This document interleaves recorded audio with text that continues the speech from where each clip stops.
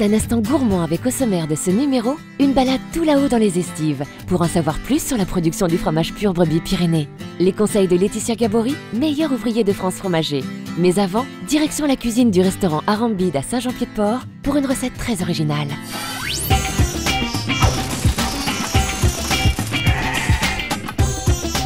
Bonjour chef, qu'est-ce que ce fromage évoque pour vous? J'aime cuisiner le fromage pur brebis Pyrénées, car c'est un fromage de ma région. Quand il est chaud, il amène encore d'autres arômes. Et on a voulu aussi le mettre en beignet pour l'originalité un petit peu de la recette, pour faire découvrir aux gens cette façon de travailler. Tout de suite, la liste des ingrédients. Alors nous allons commencer par réaliser une béchamel avec du lait et un petit peu de maïzena. Là, je mélange la maïzena, je vais la détendre un petit peu. Vous reversez tout dans la casserole. Là, on va juste faire cuire quelques instants, juste pour donner une ébullition. Là, voilà, je donne une ébullition, ça épaissit. Hop, je l'éteins. On retire du feu. On va l'assaisonner légèrement de sel et de poivre blanc. Ensuite, nous allons rajouter notre brebis râpée. Ensuite, on va rajouter nos dés de fromage de brebis. La béchamel, c'est juste pour amener une petite liaison à l'appareil. Une fois qu'on a mis le brebis, on va rajouter les dés de pâte de coin. Ça, c'est prêt. On va le garder là. Et maintenant, nous allons mettre nos feuilles de riz à ramollir pendant 1 à 2 minutes dans de l'eau tiède. Bientôt, la suite de la recette.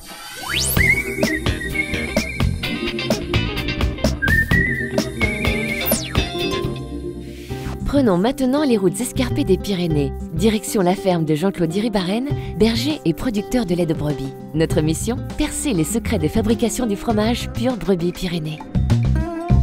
Les brebis agnellent au mois de novembre. Et ensuite, les agneaux sont vendus décembre, courant décembre, pour Noël. Ensuite, la traite vers le 10-15 décembre. Et la traite se déroule jusqu'au mois de juin, fin juin. Début juin, il y a la lutte des brebis, c'est-à-dire la reproduction des brebis. En juillet, fin juin, début juillet, elles vont à la montagne. Donc en estive, nous profitons pour faire des fourrages, des fenaisons. Donc tous les matins, quand même, on va les surveiller en estive. Et on sépare les troupeaux les uns des autres. Et puis elles redescendent au mois d'octobre. Et le cycle recommence en novembre, elles agnellent, voilà. C'est à peu près, grosso modo, le cycle de la brebis. Les prairies sont libres pour faire des foins. Nous récoltons ces fourrages-là qui nous permettent ensuite d'avoir un lait de meilleure qualité parce que les fourrages, on les fait nous-mêmes, on sait dans quelles conditions ces fourrages sont récoltés. Et donc, voilà, la brebis ensuite mange ces fourrages-là.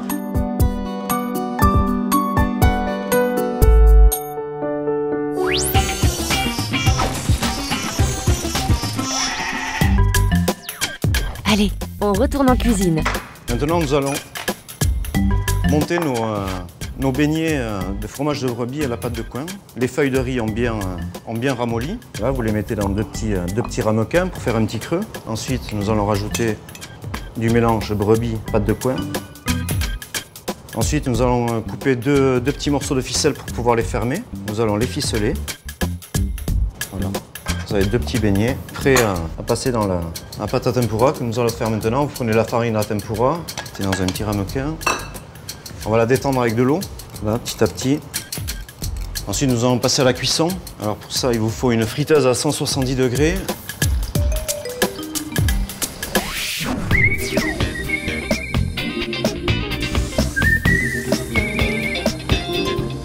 En attendant la suite de la recette, qui de mieux qu'un meilleur ouvrier de France fromager, en la personne de la ravissante Laetitia Gabory, pour nous dévoiler les particularités d'un sacré fromage nommé pur brebis Pyrénées. Donc ici, vous avez des fromages typiquement basques et ensuite, vous avez des fromages typiquement béarnais. Donc déjà, on a ces 2 caractéristiques. La forme fait qu'on a des affinages différents, donc des goûts et des pâtes différentes. Donc plus on a un fromage qui est jeune, plus on va avoir quelque chose d'assez doux, assez lacté. Plus on part en affinage, plus on va sur des plus vieux fromages, plus la pâte va être plus sèche, plus ferme, plus dense. Et aussi, on va avoir quelque chose de plus fruité. Et sur des très vieux, on peut partir sur des goûts un petit peu sucrés.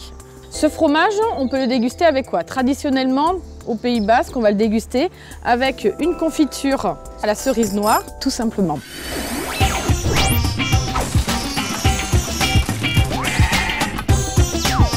À vous, chef. En même temps, je vais les retirer. Hop. On le débarrasse sur un papier absorbant pour absorber le trop de graisse de la friteuse. On les sale un petit peu quand même, à la sortie. Là, on va laisser reposer le temps qu'on commence à dresser les assiettes. Nous allons décorer avec quelques petites fleurs de ciboulette et des fleurs de bourrache. Bon appétit. Merci pour ces purs moments gourmands. À bientôt.